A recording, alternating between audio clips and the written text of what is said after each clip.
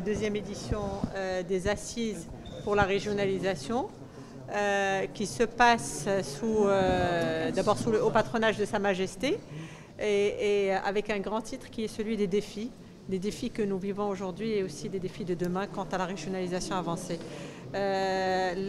L'ouverture a fait objet d'une lettre royale qui a effectivement donné, je pense, les grandes lignes pour la feuille de route de la régionalisation. D'abord, l'objectif initial et attendu de ces 2 jours de travail serait d'évaluer le bilan de ces 9 années de régionalisation, puisque nous avons commencé à entamer ce processus sur le terrain depuis fin 2015.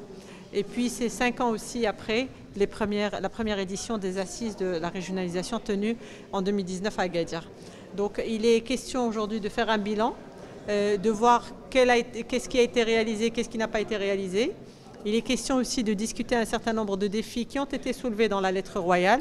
Notamment le premier relève de la déconcentration qui va en parallèle avec la décentralisation. Effectivement, il y a un vrai sujet. Un autre défi qui est très important, qui a été encore aussi soulevé dans la lettre royale, est celui des compétences des régions. Quelles sont et comment préciser ces compétences? Et il s'agit aussi de parler de l'investissement dans les régions, puisque l'une des compétences propres aux régions étant l'investissement et l'attraction territoriale. Comment est-ce que les régions vont pouvoir gagner ce défi qui est celui de l'attractivité territoriale? Alors de tout cela, effectivement, il y a une feuille de route qui se trace et qui va être aussi et qui fait l'objet des sujets qui seront discutés cet après-midi et demain.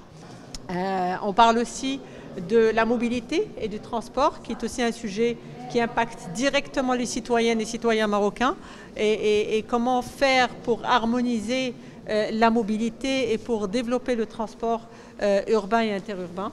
Et puis comment aussi imposer et accélérer la transformation digitale. C'est très important pour améliorer la gouvernance et pour asseoir une meilleure gouvernance, mais pour aussi avoir ou développer des meilleurs services pour les citoyens. Donc ce sont là des éléments que nous considérons comme une feuille de route importante, avec bien entendu plusieurs sujets transversaux qui vont être discutés lors de ces 2 journées et qui vont certainement être évoqués.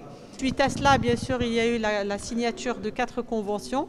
Une première convention qui est plutôt une convention cadre et qui concerne le référentiel institutionnel de la régionalisation avancée, à savoir l'accélération, comme on a dit tout à l'heure, de la mise en place de la charte de déconcentration, mais aussi la révision à la hausse des financements et la reprécision et la réactualisation des compétences des régions, puisqu'aujourd'hui les régions, on l'a remarqué, touchent à pratiquement énormément de sujets, et c'est aussi une plateforme idéale pour la convergence des politiques publiques.